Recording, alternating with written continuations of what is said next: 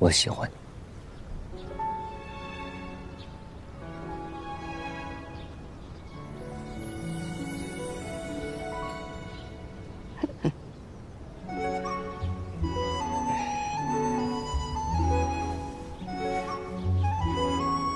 那你呢？啊？那你呢？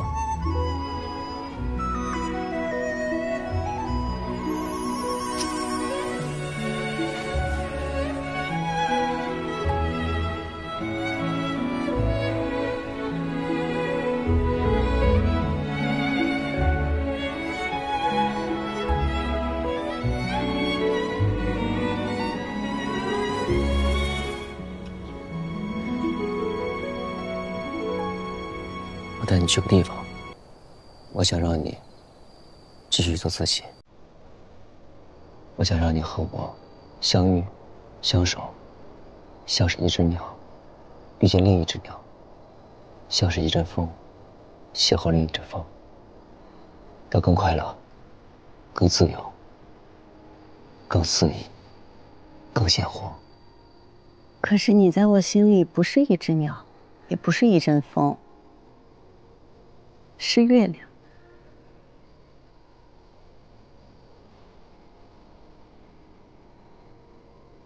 我这条夜路很长，原本打算自己一个人就走下去。可是不知从何时起，只要我一抬头，就能看到月亮。风霜雨雪，阴晴圆缺，它总是陪着我。它与我说过，要给我托底，从未食言。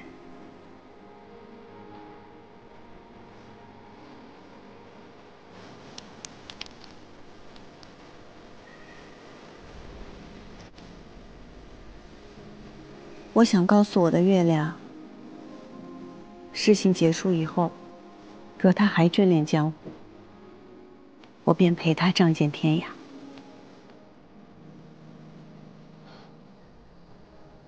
这剑穗，可是那日我不识抬举婉君夫人那条。是啊。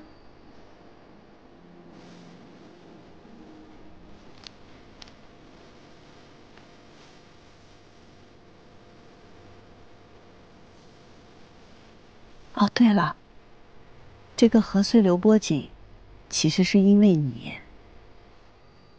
是因为那天有光印在你的身上，我才有的灵感。我还记得你说我杨静兰的承诺，一辈子便是一辈子。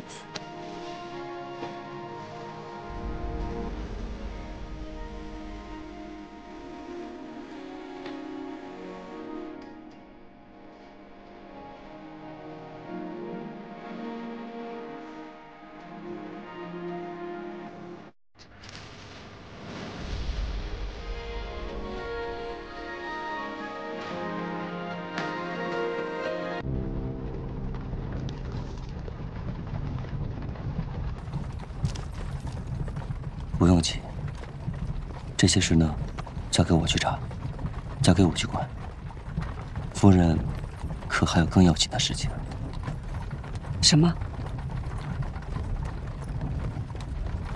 杨家的妖魔鬼怪，可不好对付着呢。夫人，你要小心了。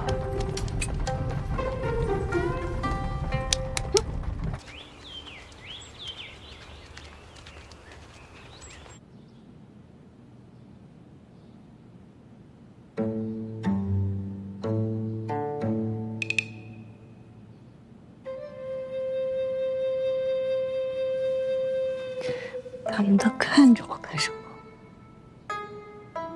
因为你长得好看啊。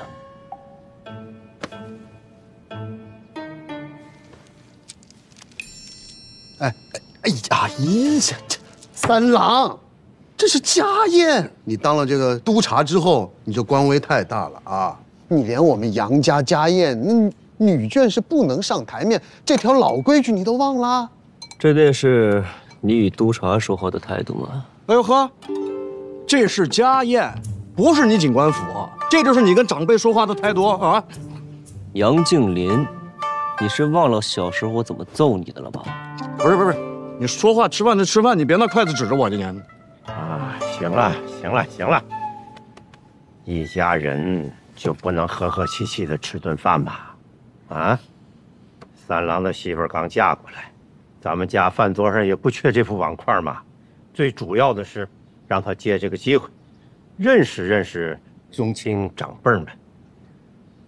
可别家的媳妇儿，也没这个礼数啊。再者讲，三郎的媳妇儿嫁过来也不光彩，也没资格登这老爷子堂。哟，夫人，你看这筷子是什么迂腐老木头做的呀？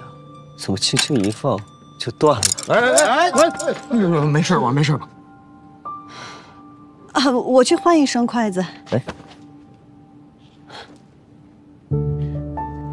三郎说他吃好了，阿公阿家各位叔伯，我们就先告退了。茵茵，你先坐下。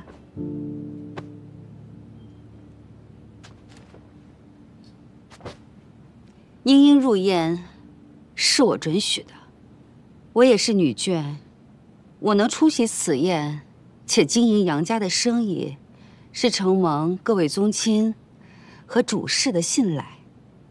我请茵茵入宴，是因为茵茵亦不是寻常女子，不仅是飞花会的会长，日后也少不了经营我们杨家的生意，所以参加宗亲大宴是早晚的事儿，也没有什么可以值得说到的。哎，阿嫂，你这么一说，我就能懂了。飞花会会长，她现在是我杨家的媳妇儿，那这飞花会迟早得入我杨家的名下。是呀，二爷，我说怎么好端端的叫着一起吃饭呢？原来是场鸿门宴啊！三郎，我还没说完呢。就算是杨家对我夫人有恩，也不该把我夫人的商会算作是嫁妆。这是人能干出来的事吗？你说谁呢？怎么说话呢？夫人别怕，谁敢让你不舒服，我就让他们更不舒服。我倒是想看看，我这新官上任的3把火会先烧到谁的身上。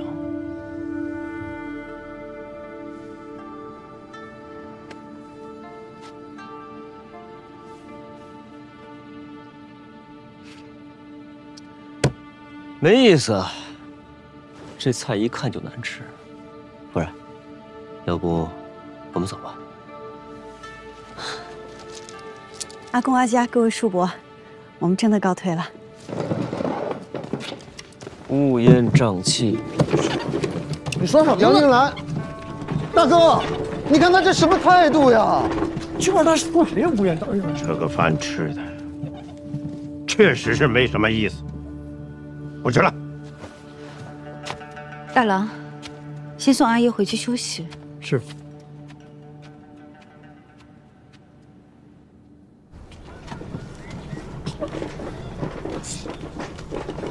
果然很难对付啊！竟然还惦记你的商会。阿家若是想要我的飞花会，那他便会一早就与我谈条件。这只能说明他想要的更多，筹谋的更少。这位主母，他不是坏人，但眼里只有生意。说起来，他比这所有姓杨的都更像杨家人，所以他才能当这个长氏夫人。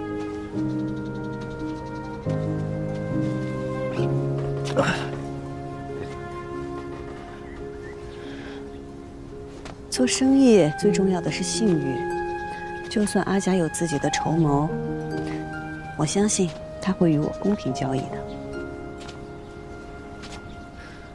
可是这杨家是个大家族啊，哎，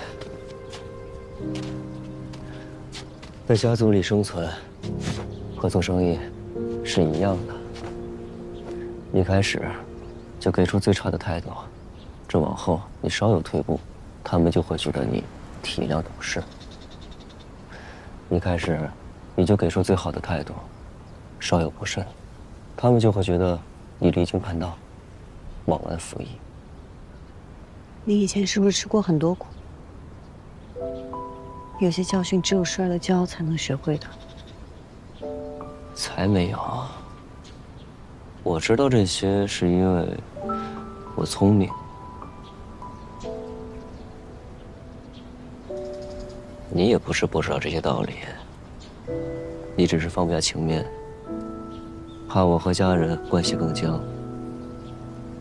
才没，我这是先礼后兵。我信。哎呀，饭也没吃成，肚子真有点饿。我也是。那要不然，我去给你做点吃的，你尝尝我的手艺。哎，我去给你做。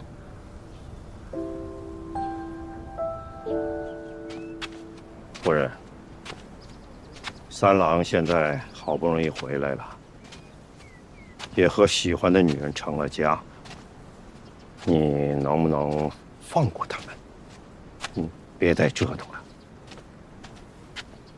老爷是担心我害三郎？你不是害，是利用。你为什么让三郎的媳妇儿参加宗亲大宴呢？在饭桌上，你为什么要提那个飞花会啊？你敢说你不是想借助季莹莹的勇和三郎的职位来整治那帮宗亲吗？茵茵嫁到杨家，并没有白久。今天宗亲们都在，顺便认识一下，不为过。茵茵秀外慧中，她的才华老爷不知道，但日后你会知晓的。别人不知道，三郎抢了二郎的钱，但既然嫁到我杨家，我还是希望他们能够好好的过日子。我一心想的都是杨家，问心无愧。你对杨家好，不容置疑。但是，你有没有想过，这要败了会怎么样？你看大郎，至今都不愿意再娶，这还不吸取点教训吗？三郎跟大郎不一样，茵茵跟玉娘也不一样。这两个相爱的人能不能在一起，不在于外面的阻力，而在于他们自己。两个人都相爱了，他们之间还会有什么阻力？相爱跟成婚那是两回事儿。相爱的人未必能够在一起，但像我跟老爷这样门当户对，相敬如宾，也许会相守一生。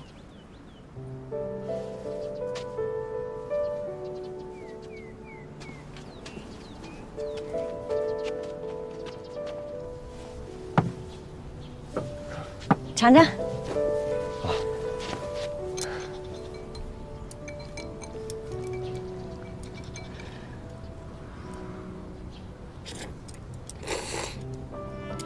怎么样？自从我阿娘和师傅走了以后，你是第一个专门为我做饭的人，这面有家的味道。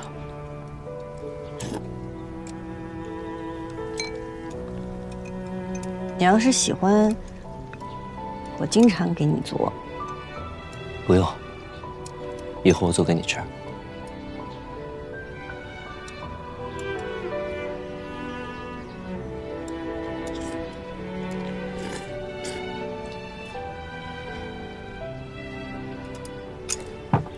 等着。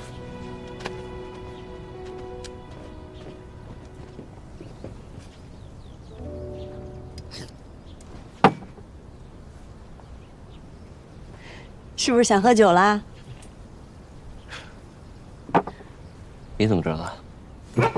你不能喝，但你可以看着我喝。行，看着你喝。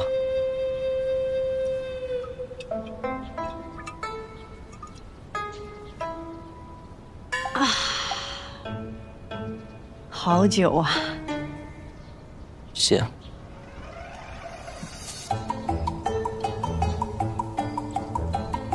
真香。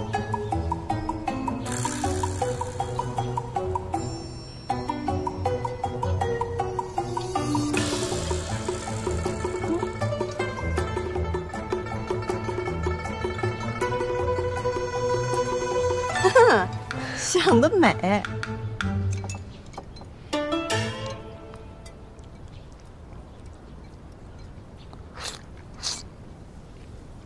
杨金兰，江湖上是不是特别自在，特别快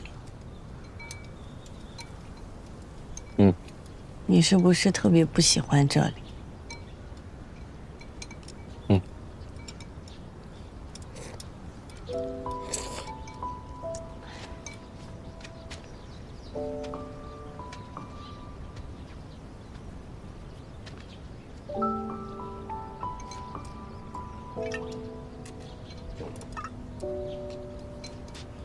那你为何要留在这里啊？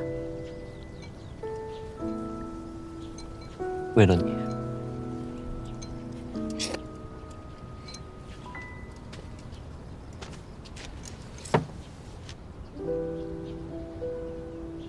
凭什么呀？就因为我是你盟友？秦妍阳，你觉得我们两个只是盟友吗？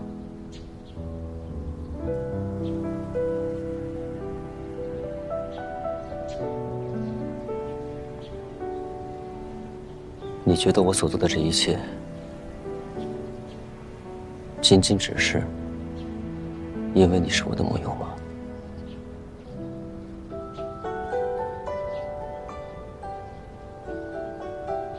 我不知道。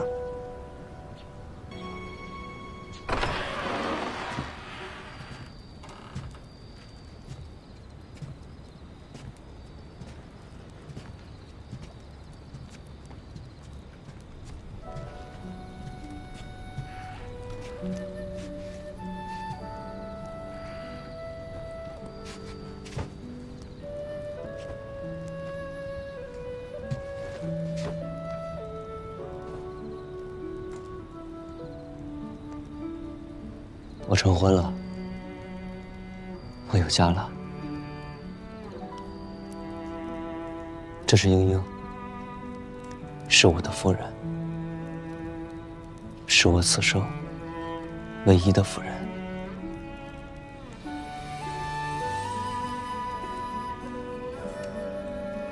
阿佳，我叫季英英，是您的儿媳。我知道三郎之前吃过很多苦，从今往后，我定让他珍重身体，日日开心。您在天之灵，便放心吧。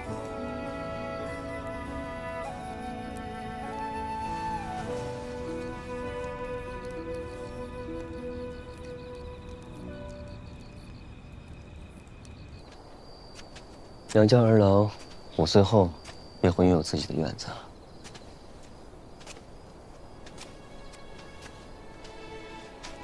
但是我每天还是会跑这里来，这是我在外唯一会想念的地方。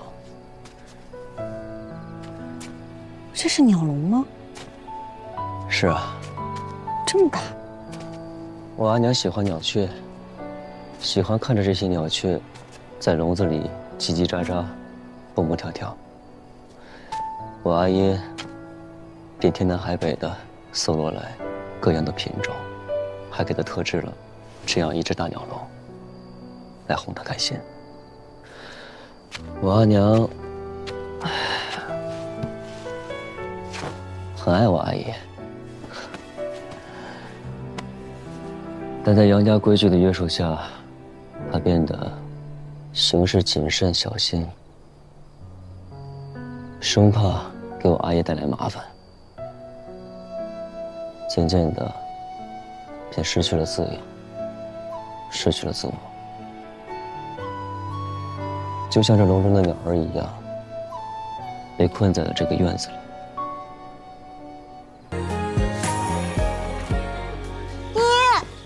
哎，会长，这成亲之后第一次见你，这杨家办事仓促，爷都没闹上洞房。哎，杨老三伤成那样，没留下什么隐疾啊？34，你怎么能在未出阁小女子面前说这个？对，他到底行不行啊？你闭嘴！行了，别闹了，我今日来是说正事的。平儿，你把大家都喊过来。好。再跟我笑，你再跟我笑，你怎么讲？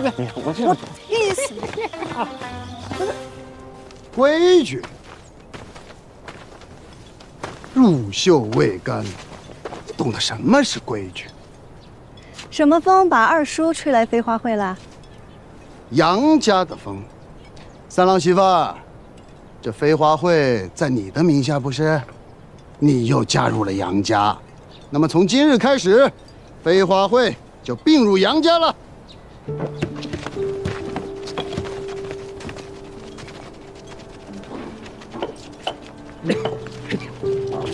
飞花会是众家共同建立的，杨家怎么能把其他家也划进来呢？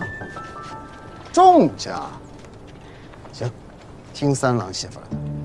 那以后众家就跟杨家合营，杨家经营有度，以后呢，杨家占大头。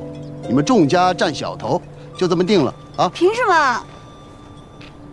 因为季茵茵是你们的会长，凭她嫁入了杨家，那杨家的规矩就得比飞花会大，懂吗？哼，二叔真的是打了一手好算盘呀。但是现在飞花会与我无关，新会长，您与他聊。二爷，我这样做。是希望飞花会能走得更远。我如今是杨家的儿媳，若还继续担任飞花会会长，那飞花会必定会成为杨家的一部分。那到时候能做什么，不能做什么，全得按照杨家的规矩来，这样便会大大限制了飞花会的发展。所以为长远计，我必须卸任会长。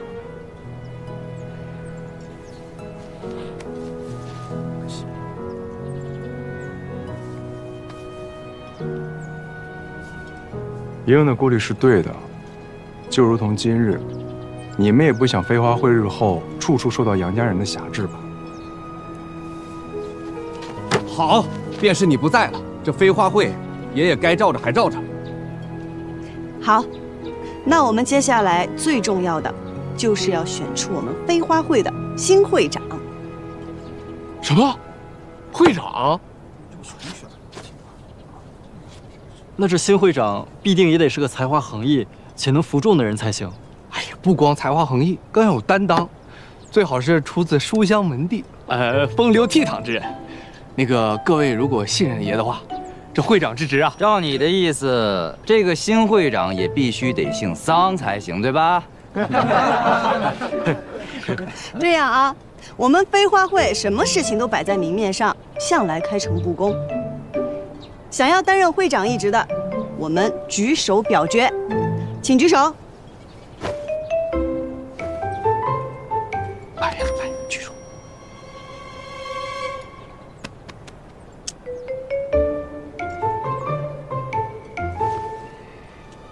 好，同意我阿兄担任会长的，请举手。同意陈三郎担任会长的，请举手。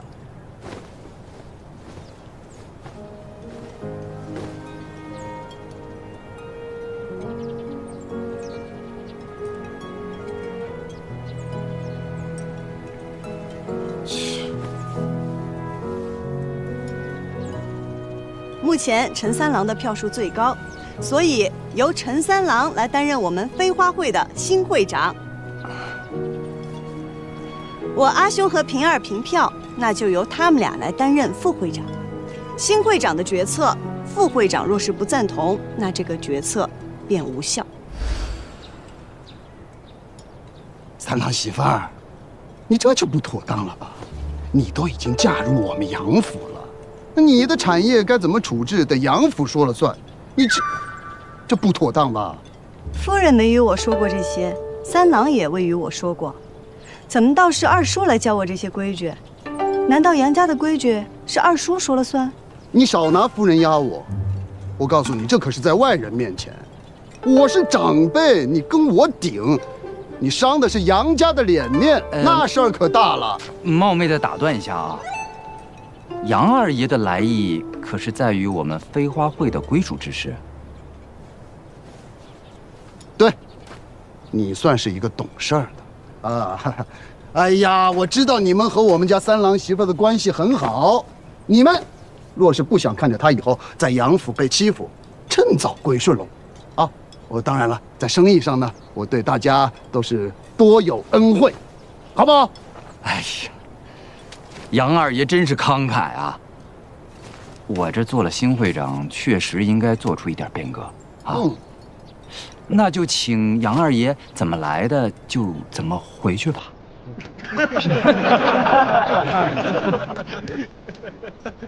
你再说一遍。哎呀，我差点忘了，这事儿啊，我一个人说了还不算，还得问一下我的2位副会长啊，还有我们飞花会的成员们，同不同意我的决定啊？同意。怎么来的？同意。整个益州城都清楚。杨家是杨夫人说了算，您在杨家是什么地位，我不清楚。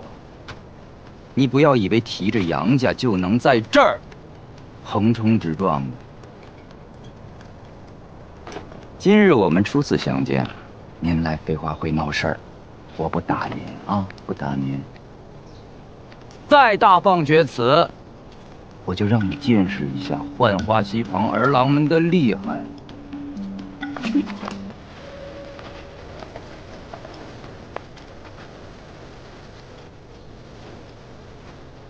三郎媳妇儿，你给我等着！你在外面这么欺负你二叔，杨府不会饶了你。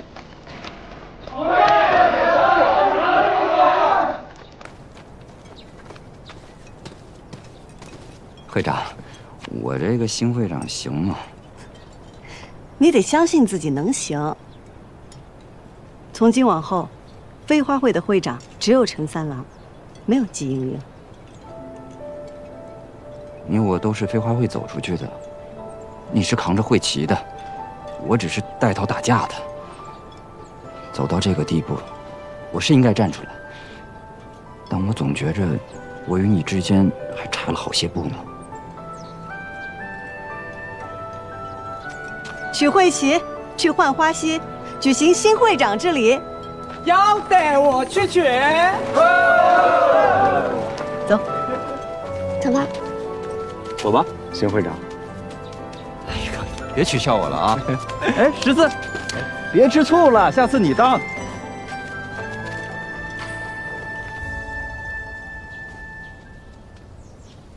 嚯，写什么呢？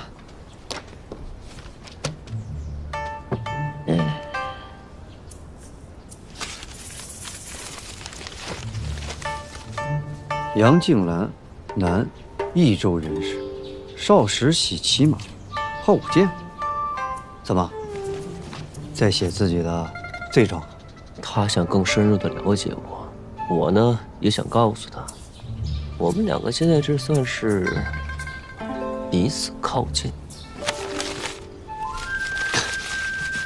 你们这都已经成婚了，还想怎么靠近？这成了婚，反而有些话都不好说。不管怎样，祝你们品色和鸣，白首偕老。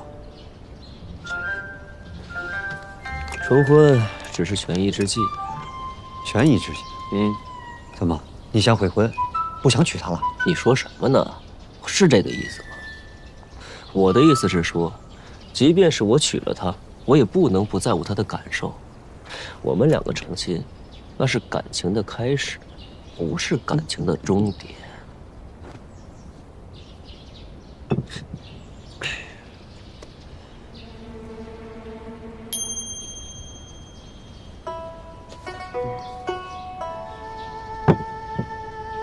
怎么，不喝了？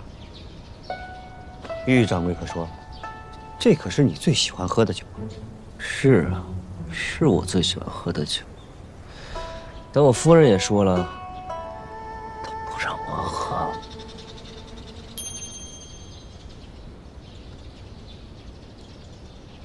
番商这边一直在查，明里暗里去往南诏的番商众多，真正快查起来还需要些时日。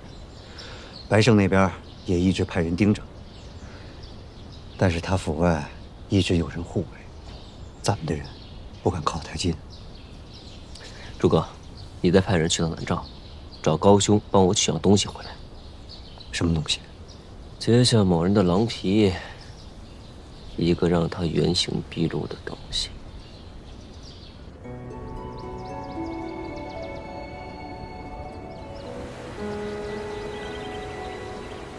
亲爱的，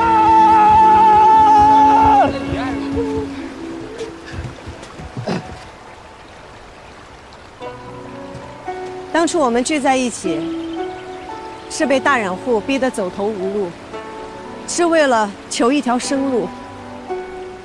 后来我们有了生路，飞花会越做越好，让所有的小染户都有了成功的路子。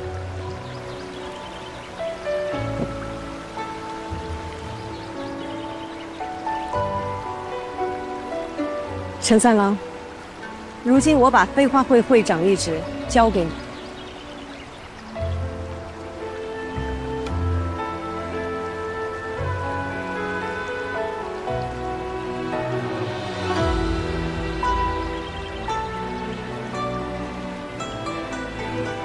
我问您，你可曾记得我们当初成立飞花会时的誓言？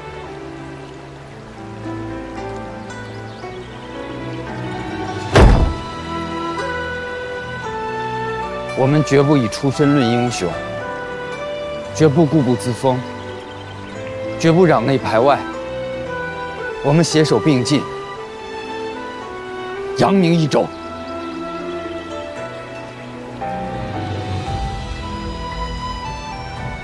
我做成的事，你也做成了。接下来，你可以立你自己要立的规矩。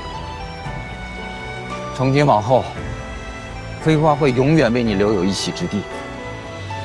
既应应若有求，飞花会定鼎力相助。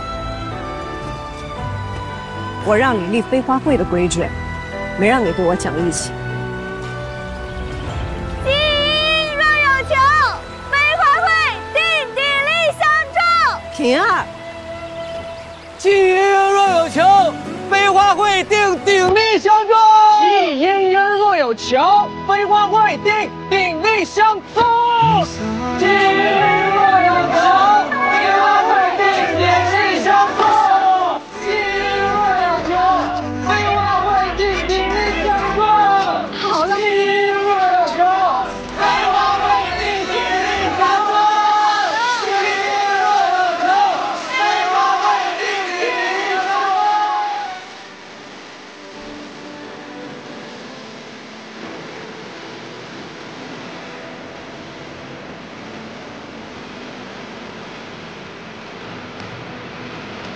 相助。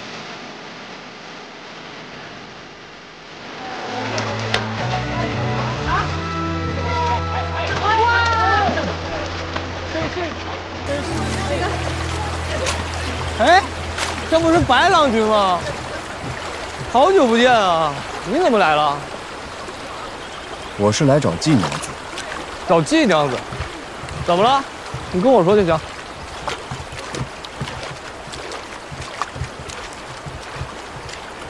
上次未能雪中送炭，今日特意过来致歉。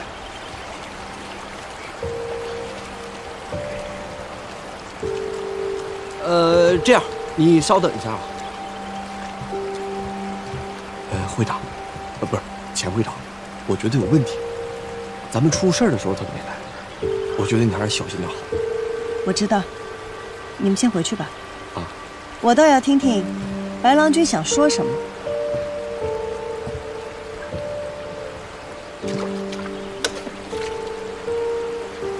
说吧，白郎君。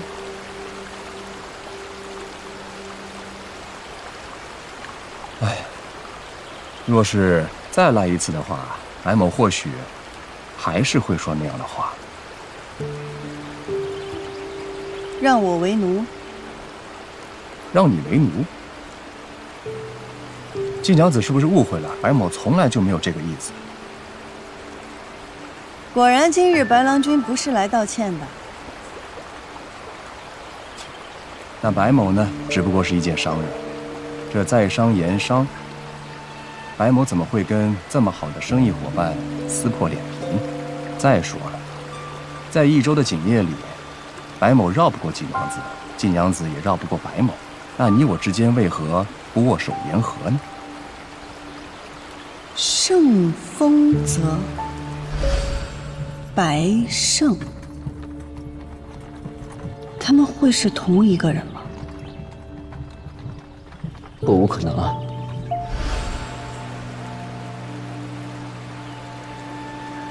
我同意白郎君的观点，你我同在一城，何必剑拔弩张？但是趁人之危的生意伙伴，我受不起。哎，这季娘子说这番话，有些让白某寒心了。白某只不过是开了一个价钱，季娘子没有同意罢了，何来乘人之危啊？更何况，白某对季娘子也有一半真心。哦，我知道了，今日白郎君来不是为了道歉，是为了表真心啊。好，茵茵在此谢过白郎君这一半真心。若没有其他事情，茵茵先告辞了。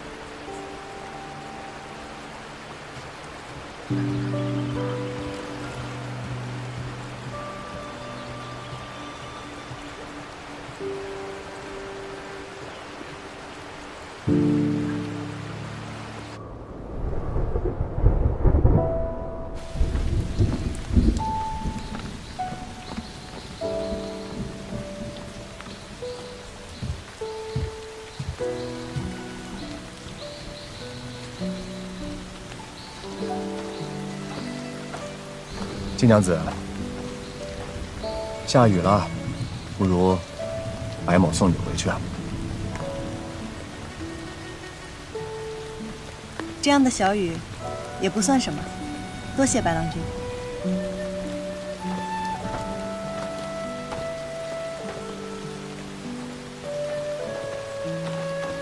季娘子既然已经接受了白某的一半真心，那白某为季娘子打把伞、挡个雨，应该不足为奇吧？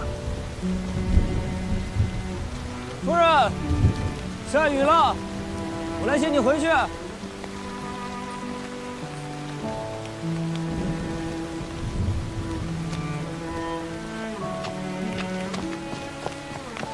我夫君来接我回家了，多谢白郎君。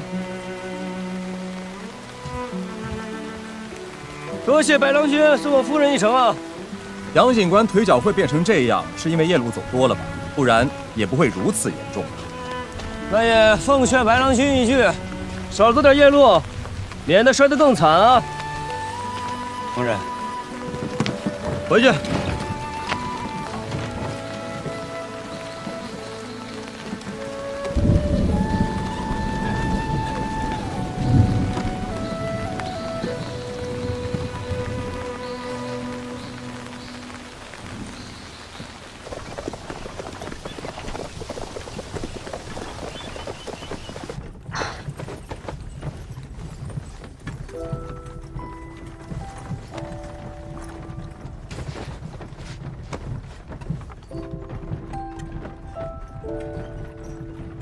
白胜很危险，你不该独自来见他，更不该再接近他了。我心里有数。白胜在明面上他还是个生意人，他以生意人的形象出现在益州，定然不是桩巧合。既然如此，我在这件事上还有用武之地。你还打算继续跟他做生意？那个白胜，要我说，比起生意，他怕是对你更感兴趣了。